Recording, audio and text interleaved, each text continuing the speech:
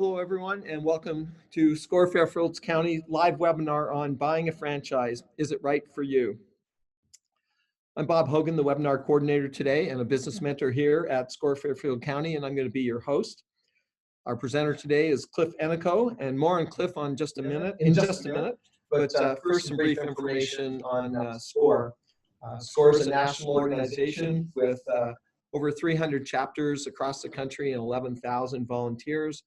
We are a part of the Small Business Administration, the SBA of the federal government.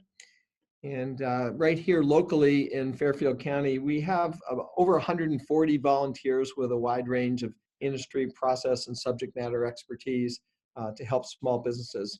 And in that regard, we offer three primary services. The first being free one-on-one counseling that you can get from face-to-face, telephone, email, or video. And you can access that one-on-one counseling by requesting a mentor link on our website at fairfieldcounty.score.org. We also have an extensive education program, and we offer roughly 150 workshops and webinars throughout the year for small businesses. And we lastly offer extensive resources on our website, including access to subject matter experts there. Our next webinar will be 2 weeks from today on January 21st at 12 noon. And the topic is social media marketing on a shoestring. And that'll be Dory DiCarlo presenting. And you can find more specifics again on our website at fairfieldcounty.score.org. We have set aside time for questions today, and Cliff will take those at the end of the presentation. To submit a question, please use the chat feature, and you can see that it's at the bottom of your screen, and you can click on that chat feature, and you could submit your questions at any time during the presentation as they come to you. And again, Cliff will take them at the end of our time today. But we will end our webinar sharply at 1 o'clock to respect your time. The session is being recorded, and you will have access to the recording link and the materials within the next 24 to 48 hours. They will be up on our website at fairfieldcounty.score.org. It's now my pleasure to introduce our speaker, Cliff Ennico. Cliff is a nationally recognized small business, legal, and tax expert, and is best known as the former host of Money Hunt, where entrepreneurs defended their business plans before America's toughest panel of experts. An attorney and small business consultant here in Fairfield, Connecticut, he has helped launch over 15,000 businesses. He is the author of 16 books, most recently, The Crowdfunding Handbook, How to Raise Capital for Your Business Using Equity Funding Portals. I'll now turn it over to Cliff. Cliff, it's all yours. Okay, Bob, thank you very much. And thank you to all of you who are taking time out of your busy day and recovering from your New Year's revels here to listen to a lawyer yammer on about a topic that's actually very, very close to my heart. I do a lot of work in this space. In any given year, I probably help 30 to 40 people buy franchises. I also help people franchise their businesses. At any given time, I'm working with somebody who's looking to take their business and make it and turn it into a franchise. And we're going to be spending a little time talking about both sides of this equation. But first of all, the usual disclaimers.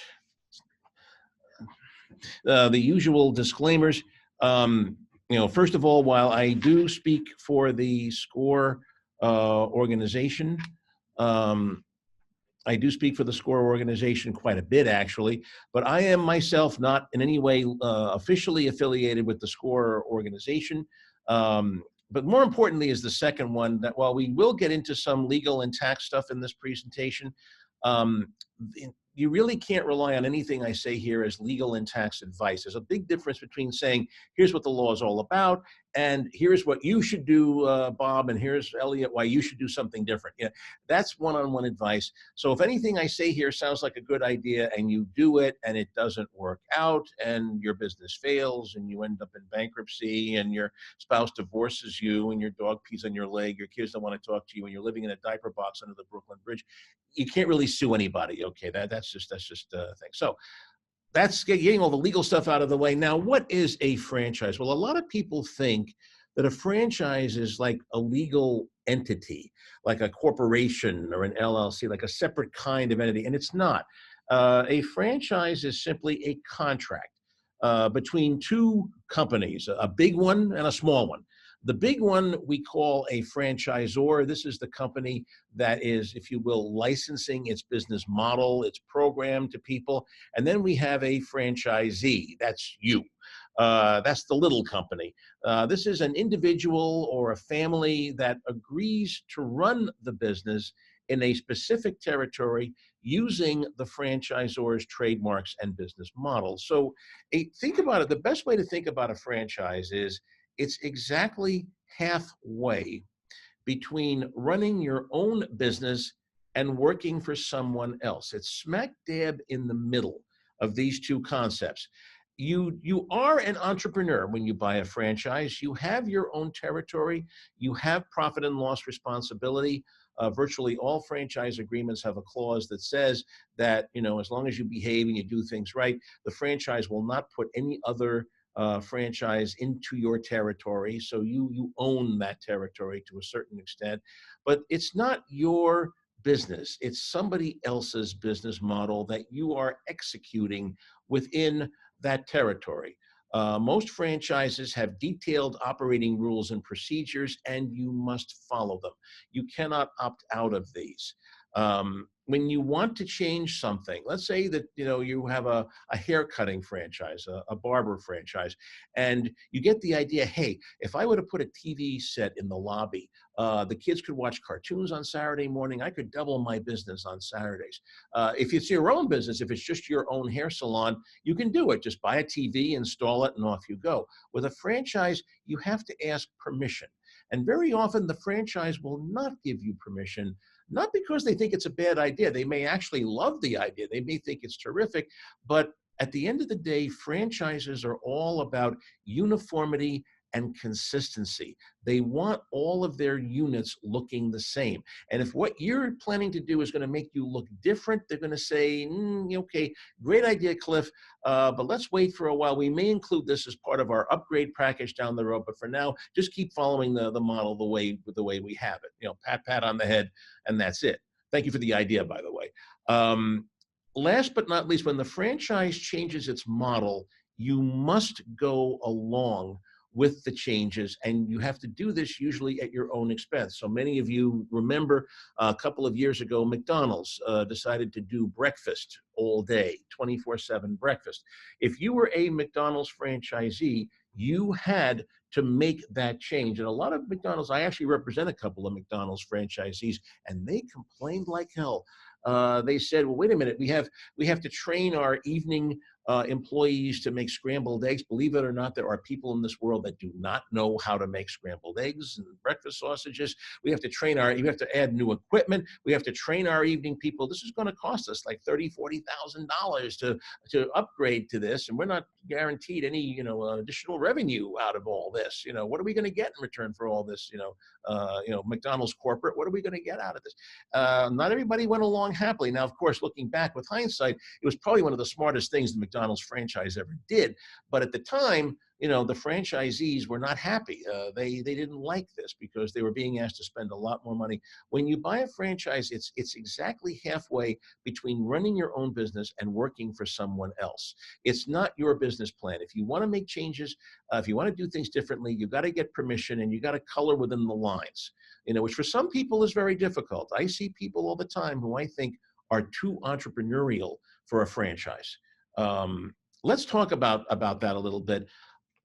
What's the difference between being a franchisee and running a standalone business? Well, the advantages of buying a franchise, a friend of mine who's in the franchise industry refers to it as, when you buy a franchise, what you're buying are 3 S's: safety, security, and support.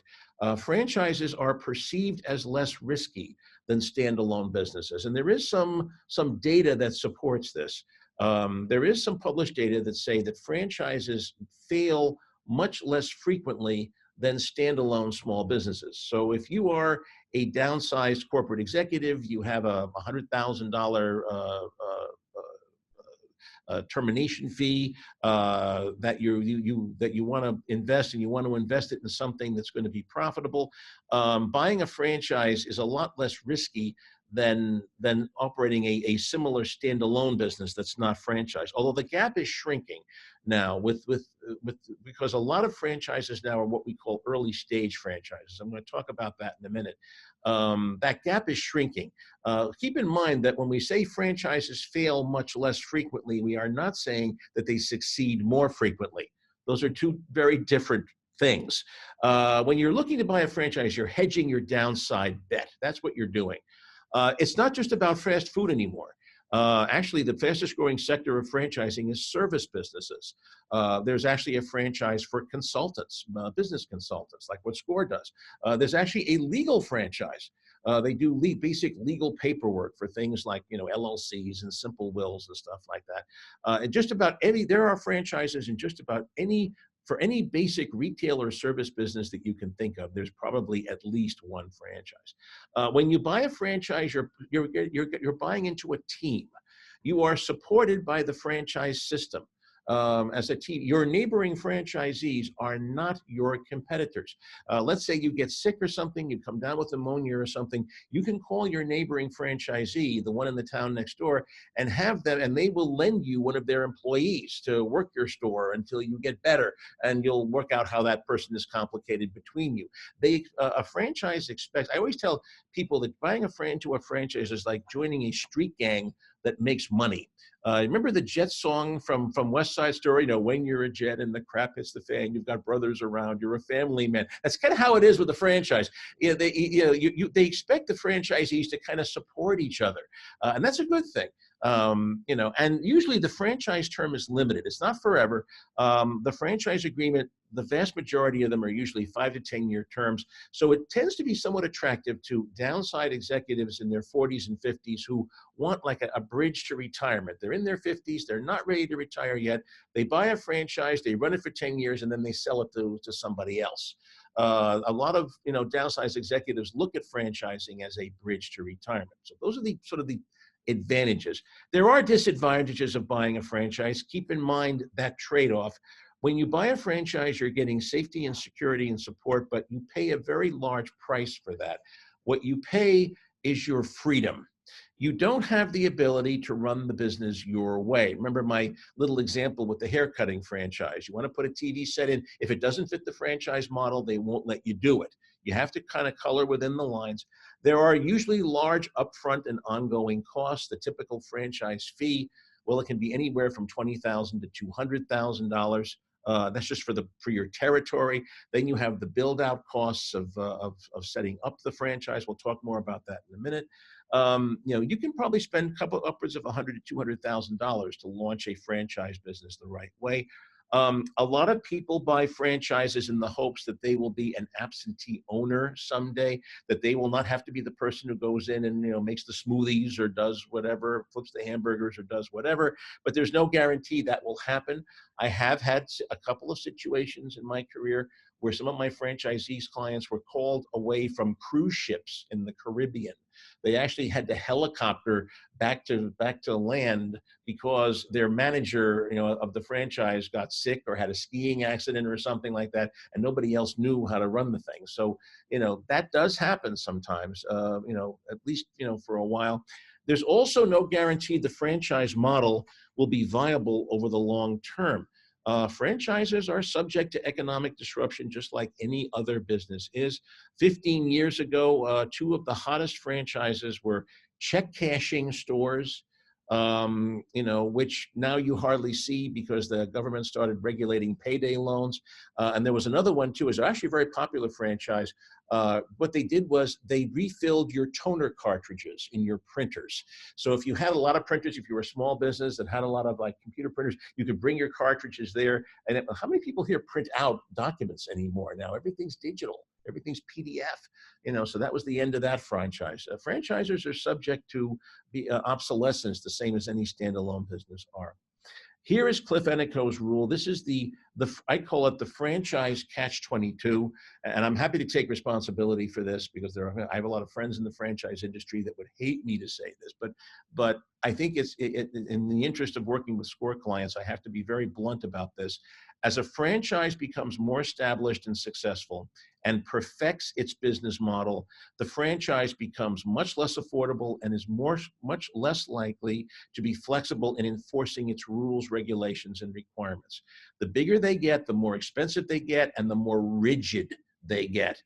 Too often, the only franchise you can afford is one that is just getting off the ground and hasn't gotten its act together and cannot give you the assurances that a more established franchise would. If you want to talk to Burger King right now, they can tell you exactly what your operating data is going to be for the first 6, 12, 18 months that you start out. They can tell you to the penny what that is going to be.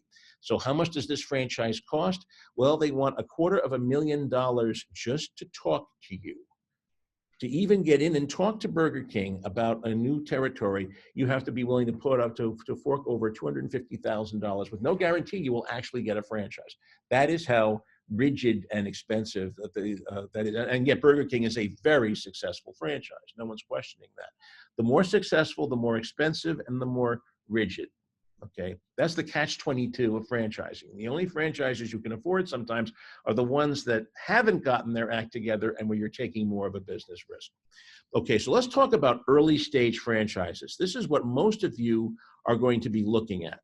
A franchise that has less than 50 franchisees. That's just my number. That's not from any published source. Until a franchise has 50 franchisees in several states, I consider it to be an early stage franchise. Pros are it's more affordable. You're looking perhaps at an upfront fee of $20,000, $30,000 as opposed to $250,000. They usually will give you more room to run. Their franchise model hasn't quite gelled yet. So especially if you are their first franchisee in a new state, they'll kind of give you room to run because they figure you and your local attorney will know the local rules and regulations better than they do. And they'll stay out of your hair a bit and they'll see how you do. You will be their guinea pig. They also are more willing to negotiate their franchise terms.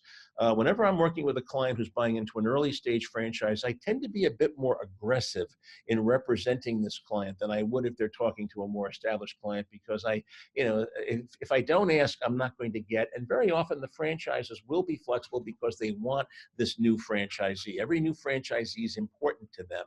So they'll be willing to bend the rules a little bit to give them what they want. But there are disadvantages to an early stage franchise. Management may not be able to provide enough support. Beware the franchise that is growing exponentially. Beware the franchise that's adding 30, 40 new franchisees a year, and they've only got 3 people in their management team. I see this a lot in early stage franchises. I mean, it's great that they're successful, but do they have enough time to provide all the support that you need, especially during those first couple of critical years when you're freaking out, you don't know what you're doing, you're calling their toll-free hotline at 3 a.m. on a Sunday and you expect to get an answer. Beware of this. They may not be able to provide you with the support that you need. You may be a pioneer or a guinea pig for the franchise. If you're the first franchisee in a particular state, we really don't know, and nobody knows how this franchise is going to perform in that state. The franchisor doesn't know, you don't know, I as your attorney don't know. We're all taking a giant leap of faith here. And you may not have the entrepreneurial spirit to take those kinds of leaps of faith. Again, people who buy franchises tend not to be extremely entrepreneurial. There's one exception to that. You may need to be more entrepreneurial than you wish to be. Let's say you are very entrepreneurial. Let's say you're the kind of person, kind of like I am, where if you give me something, you throw something in my lap, I can think within a few minutes, I can think of 10 ways to make it better. I'm just one of those people, and a lot of you in the audience are like this as well. An early stage franchise may be a good fit for you. What I would recommend when I see somebody who's really entrepreneurial buying a franchise, what I'll recommend is, why don't you buy the whole state? Instead of just buying one little territory with 5 zip codes, why don't you make an offer to become like their master franchisee for the state of Connecticut. Take the whole state. That's where you buy the whole state, and then you find the moms and pops who will run the individual territories. You're like the franchisor's agent in that state, because that's how people get rich in franchising. If your goal is truly to get rich in franchising and become a millionaire or more, you really don't do it with one or two restaurants. You can't really do it with one or two little local territories. The way you get rich in franchising is to buy a whole state, become a master franchisee, and each time you sell a new franchise, you get a piece of their royalty payments each month. That's how the big, McDonald's and Burger King franchisees became rich. If you're really entrepreneurial, that's the way to play an early stage franchise rather than just buying one or two little local territories. Okay, so now let's get into the practical stuff.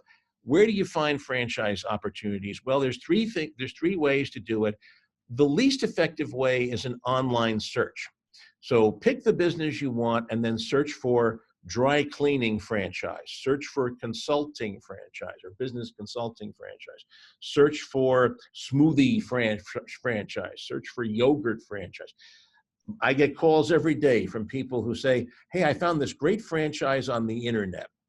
Okay, just keep in mind that a lot of these franchises are not ready for prime time. We're not just talking early stage here. We're talking about a franchise that has been formed where there are no operating units. Some guy just had a bright idea. They put together an FDD and they threw it out there. A lot of these are not ready for prime time. Be careful with franchises that you surface on the internet. There are some franchise directories on the internet, mostly for the larger franchises. But Franchise Direct is actually a pretty good website. They actually, I see a lot of early stage franchises listed on that directory. The SBA does have a franchise directory. This is everybody. This is every franchise that they are aware of that exists in the United States. It can be a little bit overkill. There's probably too much information in the SBA directory, but at least you're seeing everything that's out there. And then Entrepreneur Magazine has always been very big in the franchise space. Each year they publish a Franchise 500 with the leading franchises in each category. You won't find the little ones there. You won't find the early stage ones there. But you will find if you want to know who the leading yogurt franchises are, they will be in the Entrepreneur Franchise 500. Last but not least, and this is probably the most effective way to buy a franchise, there are franchise brokers out there. There are people like business brokers whose mission is to help match you with a franchise that is the best fit for you. There are two major organizations of franchise brokers. There's FranNet, which is the franchise network. There's also an organization called franchoice.com. What they give you is one-on-one assistance. They actually sit down with you. They do some analysis. They do some, interest testing. Any of you who ever have had taken an interest inventory in your life, psychological profiling, they'll do this with you, and they'll try to find the franchise that's a good fit for you. So, for example, I am one of those people who hates getting their hands dirty. I just don't like it. I'm one of those people, I've always got a hand sanitizer somewhere within reach of me. Forgive me, I'm just one of those kind of people. So an automotive franchise where you're getting under people's cars and getting covered in grease and oil, that's just not going to work for me. I love cars, but it's just not right for me because I'm not the one who's going to be able to get under there and do it. That's just me, okay? You got to find out what's a fit for you. If you do not like the idea of getting paper cuts, do not buy a UPS store franchise. That sounds silly, but you're going to be spending a lot of your day packing boxes and stuff like that, and you're going to get paper cuts. It's just, this is what a franchise broker will do, will help you sort of work through a lot of the psychological issues of buying a franchise. And another advantage of buying through franchise brokers is that they don't work with all franchises. The franchises that they work with tend to be, at least the two large groups, FranNet and FranChoice, they work with franchises that have at least to some extent been vetted. They're not going to work with the franchise that's just getting started and hasn't gotten its first franchisee yet. They'll be working with franchises that have at least 10, 15, 20 in different states and different kinds of environments. and that are at least somewhat more, that seem to be growing, that seem to be building their business models. There's a little bit more assurance that the franchise you're getting, that you're buying, is not going to crash and burn within 5 years when you go through a broker. It's less likely to happen. There are some disadvantages, though. Brokers, you usually do not pay the broker a fee. Like a real estate broker, the broker only gets a piece of your upfront fee if you buy a franchise through them.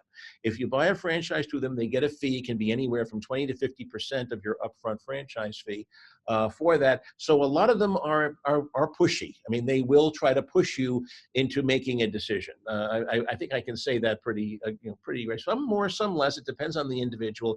But because their success depends on you buying a franchise, if they see that you're waffling a little bit, they may be more inclined to give you a hard sell than certainly an attorney or somebody else would. So those are the kind of the pros and the cons. When you go to these websites, you type in your zip code to find the franchise broker nearest you. So how do you choose the right franchise for you? Well, do you think you will enjoy the day-to-day work? Like I said earlier, a lot of people go into franchising thinking that they're going to be an absentee owner, but you can't count on that. If you don't like packing boxes, do not buy a UPS store franchise. If you hate cars, if a car is just something, if you're like me, driving a 1995 Toyota Camry with 180,000 miles on it, if cars are not really your thing, you're not really into them, do not buy an automotive repair franchise. I mean, a lot of it's just common sense. Do you believe in the franchises, products, and services? Especially in an early stage franchise, a lot of these franchises have products and services that people have not heard of before. You may need to be an evangelist. If you buy a Burger King, if I'm driving down a commercial strip in some town in the Midwest and I see a Burger King sign, I know exactly what I'm going to get, what the menu is, what the experience is, how the uniforms that the employees wear. I know what I'm getting. If I'm driving down a commercial strip, though, and I see a franchise, a sign for Butterfly Life. Butterfly Life. That's an actual franchise, believe it or not.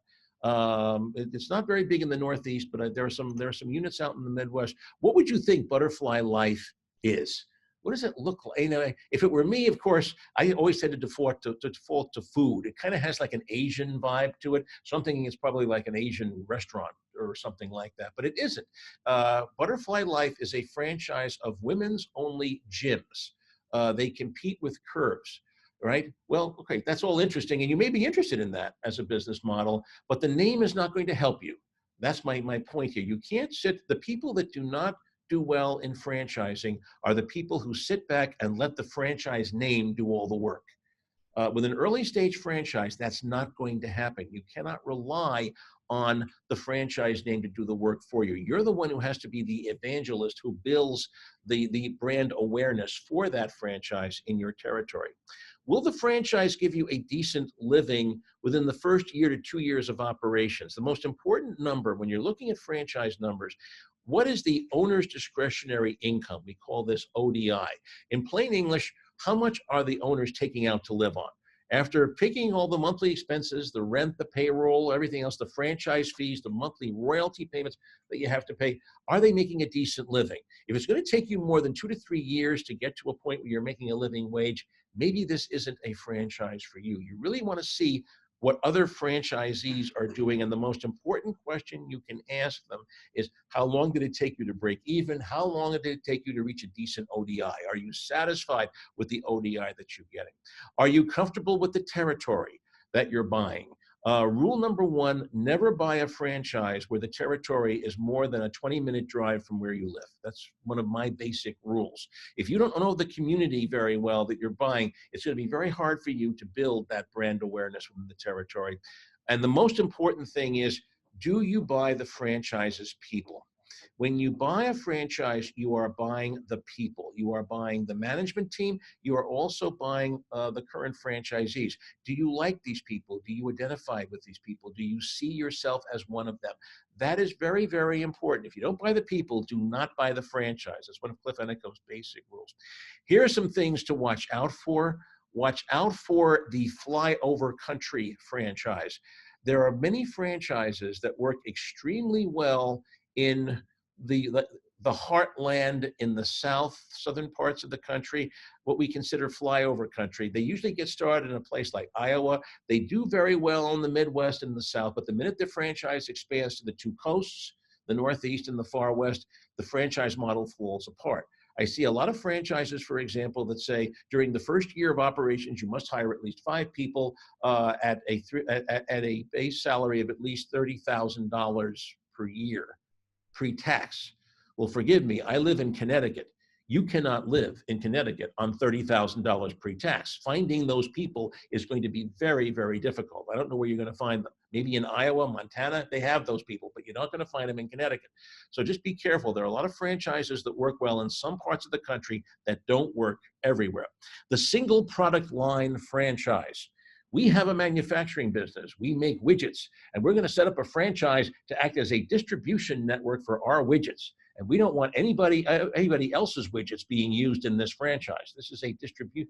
There are franchises like that are formed primarily for the purpose of selling a single line of products. Be careful. They may not be the best products in the world. You know, there may be a reason why they're not in Home Depot or, you know, Lowe's or someplace like that. You know, watch out for the franchise that's partying like it's 1999. I see a lot of these. Franchises that are still wedded to a brick and mortar model. If a franchise agreement requires you to take out a Yellow Pages ad, run screaming from the room. This is a franchise that is not keeping up with the time. If you ask who their social media marketing director is and their answer is, "What's that?" Or here's Aunt Irma, she's 80 years old and she's going to handle our Facebook page, run screaming from the room. No, seriously, I make a joke of it, but it really is true. There are a lot of franchises that aren't adapting to a digital world. It's a question you have to ask. The low margin franchise that won't give you a decent living until you own at least 3 outlets. You should be able to make a decent ODI with only 1 outlet if you're buying a franchise. There are franchises, actually some very popular and some famous franchises that are not like this. They're franchises that have very high operating costs. You barely break even with the first unit, but if you own 5 of them, you're okay. Watch out for those. There are some very good franchises out there, though, that people don't realize. You can't really make a decent ODI on just 1 unit. You know, I mean, seriously, you know where they are. If you go into a franchise outlet and there's only 1 employee who's trying to make like 50 sandwiches, you know, during a lunch break, that's how you spot that kind of franchise. You know, be very careful. If the 1 employee who's also, by the way, the owner, looks like he's working 90 hours a week for $30,000 a year, run screaming from the room. The franchises that promises you will be a manager, not a worker. No franchise can ever make that promise. So be careful. Oh, don't worry, you'll be a management owner. Somebody else will make the smoothies every day. Run screaming from the room. Last but not least, the franchise that's owned by a private equity firm. This is a little bias of mine. There are private equity firms that go and buy up a lot of smaller franchises. Be very careful. Private equity firms are not long-term investors. They want to see a return on their investment in 3, 5, 7 years normally when they buy a company. You may not be looking, they may be looking at an ownership change sometime during your franchise agreement term, and you want to try to avoid that wherever possible. Okay, sizing up the franchise, here's some of the things you have to consider. Do the demographics support the franchise model? If this is an upscale line of product or services and your franchise territory is mostly in an inner city, I would be very worried about that, to be honest with you. The franchise territory should match what the franchise model is doing. Most franchise territories will have, will have good demographics, but there'll also be some areas of your territory that don't have good demographics. Try to negotiate the zip codes so that at least most of your territory has a demographic profile that fits the franchise model. Is the competition manageable? Here in Connecticut, we do not regulate senior caregivers. Just about anybody can call themselves a senior caregiver, you know, without having to go through any kind of licensing or any kind of complicated, you know, like examination procedure. I mean, I could go out tomorrow and call myself a companion caregiver and no one will ever say boo. There are some states that heavily regulate senior caregivers. New York is a very good example. You have to pass certain exams. You have to be, I think, at least an LPN, a licensed practical nurse, before you can hold yourself out. But some states don't care. Because we don't care, virtually every senior care franchise has outlets in Connecticut. And if anybody's planning to open up a new senior care franchise in Connecticut, I would be very nervous about that because the competition is simply too fierce. You'll be tripping over your competition. You know, is the competition manageable when you look at your territory? Is it big enough to give you room to grow? Can you expand? If not, can you get a right of first refusal? Some franchises will do this. If they don't have franchises in neighboring territories, if they're just expanding into a state, they may give you a right of first refusal over adjoining territories. Are you hemmed in by other franchisees? You know, are you surrounded by other franchisees such that you will never have more than one unit? You know, if you're looking to build an empire, if you're looking to grow, or especially if you have one of those franchises where you have to have 3 or 4 units before you get a decent ODI, that's not a good scenario for you. Are rents affordable? You know, here in Southern Connecticut on the Gold Coast here, just north of New York City, it's not uncommon to see retail space going for $80 to $90 a square foot. If you're doing a smoothie franchise, that's an awful lot of smoothies you have to sell each month to cover your monthly nut. Do some basic break-even analysis and ask, is the commute going to kill you? You know, never buy a franchise that's more than a 20-mile drive from your home. I'm a big believer in that. You know, don't fall into the trap. If you live in, say, Stamford, Connecticut, and a territory comes up in Hartford, you're going to be moving up to Hartford and living there. Also make sure you know the community. It's very hard to succeed in a franchise where you're not a part of the community. Bottom line, it's difficult to succeed in a franchise territory you do not know well. You know, get something that's close to home where you're part of the community. If you are buying a tutoring franchise where you tutor people's kids after school, and you're in a community where you yourself don't have kids in the school system, you don't know the local teachers who are going to refer you to the tutor, you're going to have a tough time building that brand. Okay, here's the steps in buying a franchise.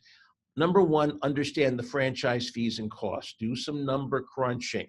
When's that ODI going to be happening? Number two, you attend the franchise's discovery day. Every franchise does this. It's usually once a month. They'll invite you out to corporate headquarters. You'll meet and greet. You'll shake hands with the management team.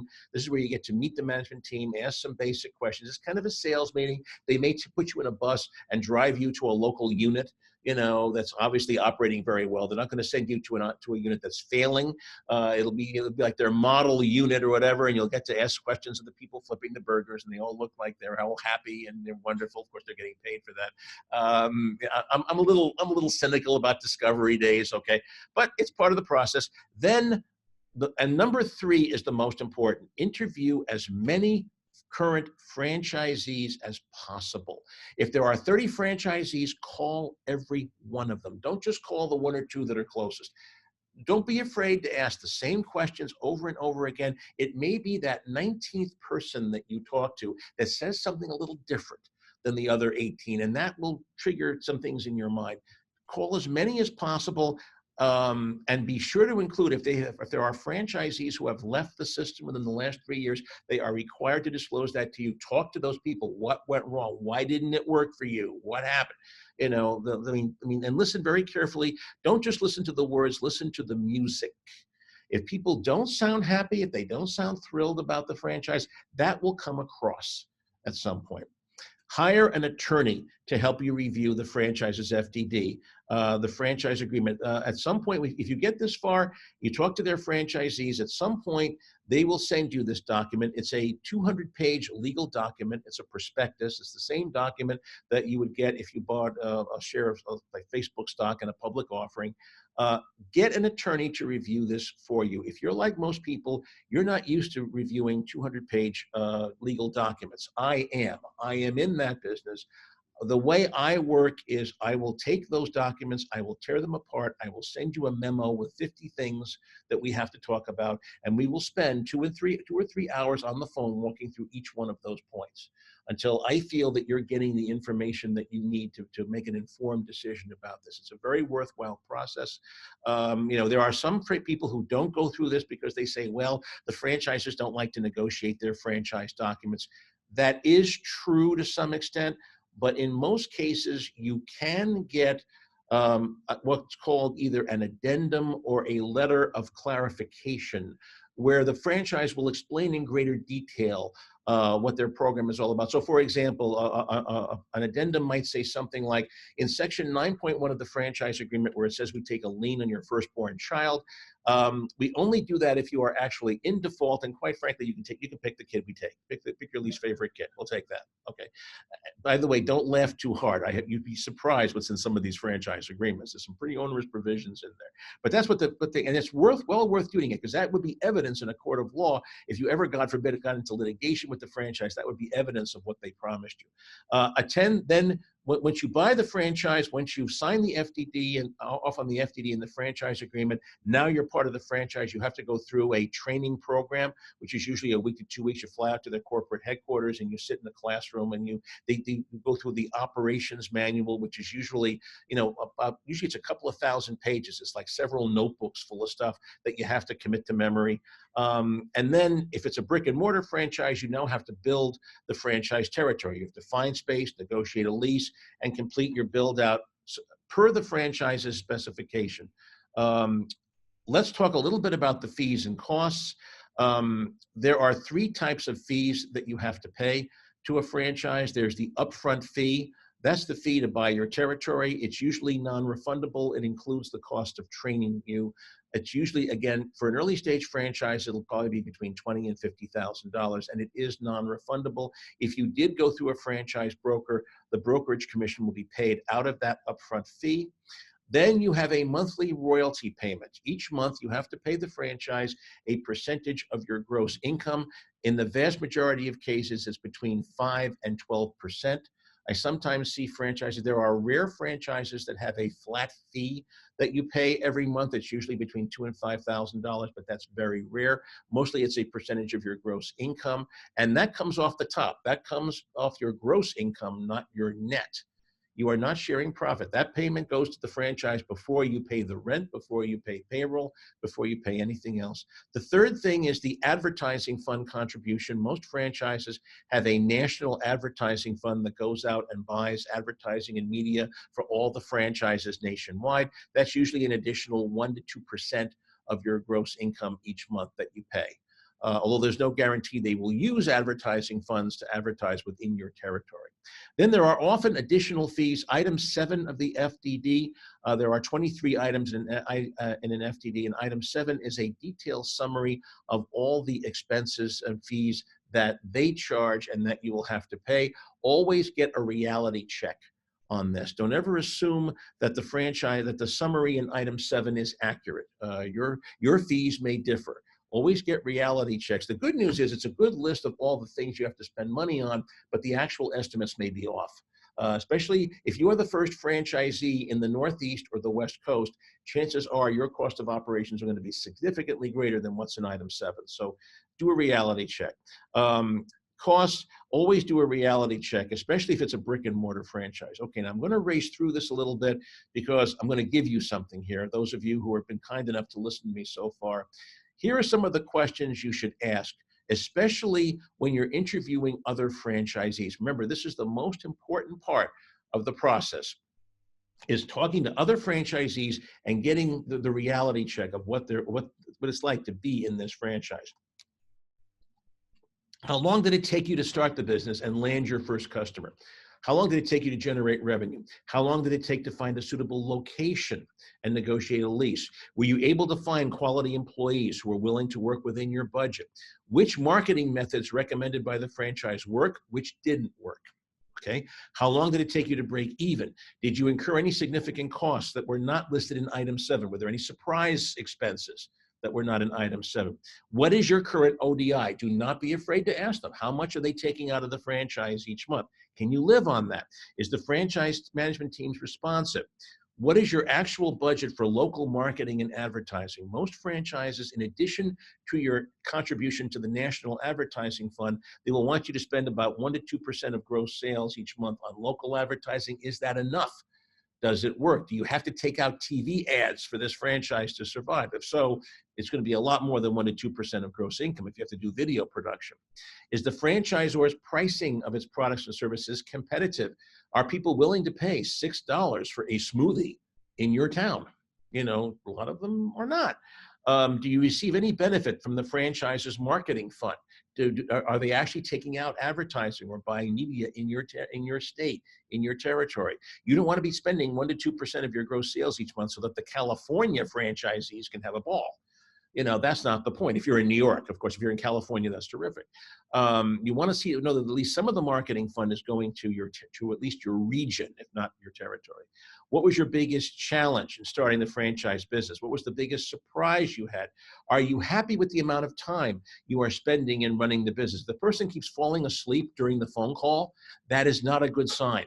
Okay, they're obviously working 90 hours a week. And the most important, if you had to do it all over again, would you buy this franchise? Now, I know I kind of raced through that, but if you weren't able to write them down, no worries. I have a free download. It's available on my website at cliffennico.com called 25 Questions You Should Ask Before Buying a Franchise. It is free. You are not signing up for anything. I do not sell your data or of any kind. Go to cliffennico.com, click on the resources tab, and it's, unfortunately, I have to update the page. It's called, the link is 10 questions you should ask before buying a franchise, but it's actually 25 questions. It's a free download, or if you have trouble doing that, send me an email to crenico@gmail.com. I will send you a copy without charge, okay? All right, so now you have analyzed the costs, you've talked to other franchisees. Now it's time to actually tear apart the FDD with your franchise attorney. Do not do this alone. Have an attorney help you. Okay, these are the most important. There are 23 items in an FDD, and these are the most important. Item 1, the company history and affiliates. Who owns this franchise? Is there a private equity fund involved in the ownership chain? If that happens, that's kind of a red flag. Because you know there's going to be an ownership change sometime during your franchise term.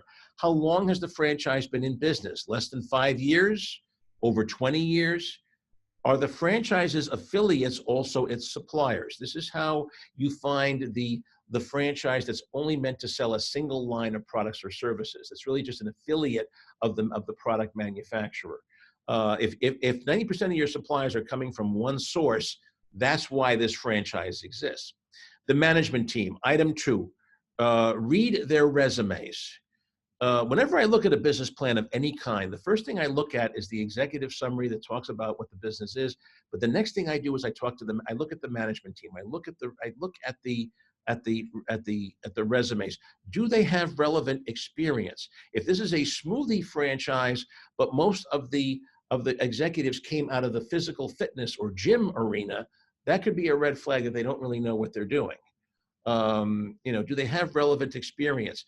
If this is a service franchise and most of the people come out of the fast food world, that could be a sign that maybe they just don't have the kind of relevant experience. Can they train you to run do they have what it takes to train you in running a gym business? Are there enough people to serve franchisees? If a franchise is adding 20, 30 franchisees a year and the management team consists of fewer than 5 people, you are going to have a problem there. They simply cannot spread themselves that thin to give the kind of support for 20, 30 new franchisees a year. Also, have they been in their jobs too long? I see a lot of franchises that are 20 years or older. It's mom and pop, and they've been the management team for 20 years. Are they getting too long in the tooth? Are they adapting to changes in the world? Are they adapting to a digital world? Is this franchise being adapted to current times, or are they still partying like it's 1999? Okay, litigation, item 3. If there is any, there should be nothing in item 3. If there's any litigation between the franchise and its franchisees, you want to know what happened there. I will, if I see things in item 3, I will ask the franchise to send me the court papers, send me a link to the corporate papers on Westlaw, and I will read them to find out what happened here, because I don't want you buying into a franchise that's suing its own franchisees. If that's happening, there's a big red flag there, and you want to find out what's happening there. Item 7, we talked about, that's the summary of expenses. Item 19, and by the way, there is a lot between items 3 and 19, just so you know, but it's mostly summaries of what's in the franchise agreement. So when I do a franchise review, I read the agreement itself. I don't read I don't rely on the summaries. I read the actual contract language to find out what's going on there. Item 19 is performance statistics. It's not required by the FTC rule. The information is usually pretty useless. I have to tell you, I'm not a big fan of item 19. There's just too many ways that you can fudge it.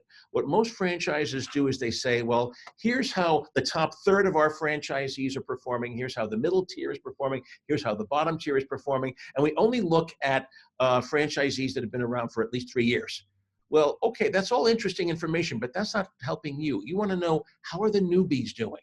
How long is it taking new franchises to get up and running and break even? And item 19 never contains that information. So it's kind of interesting, but read it with a grain of salt. It's no prediction of what you're going to do. Item 20 is, to me, the most important part of the FDD. These are the statistics about how the franchise is growing. And there are 5 tables in item 20. Table number 1 is the overall franchise growth. How is it growing year over year? The questions you need to ask here: can the franchise's management team handle exponential growth? If growth has slowed in the past 3 years, you want to know why. So if 2016 they added 20, 2017 they added 20, 2018 they added 4, something happened there. They hit a wall of some kind. What is that? What happened there? Get the story. Table number 2, these are the number of franchises that are selling out. 3% to 5% turnover a year is acceptable. Anything higher than that, I would ask questions about why that's happening. Table number 3, this is the geographic breakdown by state. Where is the franchise's center of gravity? If the center of gravity is in the Midwest or in the South, how are they going to do in New York? How are they going to do in California? Okay. How many other franchisees are there in your state, in the region? If there's lots, is there room for more? So if you're in a small state like Rhode Island and they got 6 franchisees, well, is there room for a 7th? I don't really know. If there's few or none, will the franchise give you room to run? This tells me that the franchise doesn't have a lot of experience in your state. Will they give you the freedom to adapt to local conditions?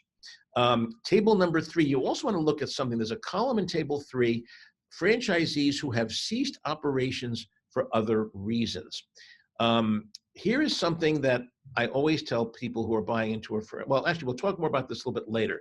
You want to know how many of these were negotiated terminations. How many of these were a situation where the franchise allowed the franchisee to exit? Table number 4, company-owned outlets.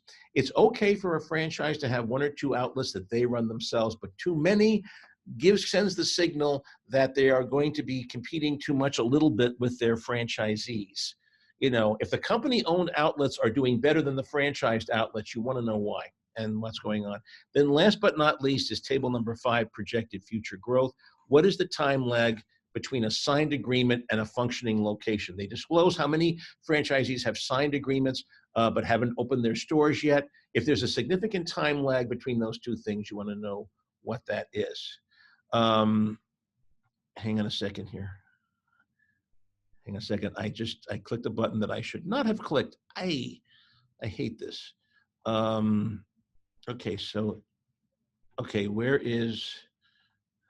Okay, let's talk about exiting the franchise, because this is fairly important. One of the questions you want to ask is, if the franchise doesn't work out, how easy is it to get out of the franchise? Okay, this is why in that table number 3, you want to look at the number of franchisees who have ceased operations for other reasons. Here's the myth. If you read the franchise documents, the franchise statements say there's really no way you can exit before the franchise term expires. The only way that you can get out is by selling your franchise to somebody else. Find a greater fool to buy this territory. But the reality is, most franchises will let you out as long as, number 1, you don't ask for your money back. Number two, you agree to release the franchise from any liability. You say that you're not going to sue them. You agree to be bound. You're going to have to be bound by the franchise's non-compete clause, which is usually somewhere between 18 months and 2 years. And will there be an early termination fee? If you have a 10-year term and you're buying out in year 3 and you're selling out in year 3, will they ask you to pay 7 years worth of minimum royalties in order to get out of the franchise? These are the key questions. By looking at that table number 3, you can usually figure out how easy it is to get out of the franchise despite what the franchise agreement says. Okay, let's say a lot of people are nervous about buying early stage franchises rather than starting up a new territory. If they do have existing franchisees, you may be able to buy an existing franchise outlet that's already set up, so you don't have to go through all the startup costs of getting the business up and running. If you do decide to buy an existing franchise, it's a 4-step operation. First of all, you have to review the franchise's FDD and be approved by the franchise, just like you do with if you're buying a new territory. You have to form an LLC or corporation to run the business. You then have to purchase the assets of the existing franchisee. You don't buy the stock ever because there's legal and tax issues involved in that. You always want to buy the assets, and your franchise attorney hopefully will help you do that. I usually do about 10 of these a year. Myself, if the franchise is brick and mortar, you also have to assume the seller's lease of the franchise location. And that can be very tricky. A lot of landlords do not like it when a good tenant changes hands and gets acquired by somebody else. I have had deals where a franchisee was selling to another franchise, and the landlord basically killed the deal by asking for an additional 3-month security deposit, by imposing all kinds of credit worthiness checks on the new buyer. Make sure you have a good accountant and a good lawyer. Watch out for landlords, lenders, and other third parties. Last but not least, who's going to pay the transfer fee? Okay, last thing. I know most of you listening to this program are looking to buy a franchise as a franchisee, but there may be 1 or 2 people who have a business for which they want to form a franchise. Here's the thing. Do not call me ever and say, hey, Cliff, I've got this wonderful restaurant in Nowhere, Connecticut. We're doing great. We're making tons of money. We want to franchise this. Will you help us? Because the answer is going to be no. If you only have 1 unit or 2 units, you are not ready for franchising. If you are thinking about having a franchise, you should have at least 5 units operating in at least 1 urban and 1 rural environment for at least 3 years, preferably in more than 1 state or part of the country. When you set up a franchise, you are telling people, this is replicable. I can take this business model and it will work just as well in Iowa as in Connecticut. It will work as well in a city as in a rural area. And with less than 5 units in operation, you simply cannot make those representations and warranties. You cannot. So don't even think about franchising unless you have 5 or 10 units in operation. Then come and call me and we'll talk, because it's not a cheap process.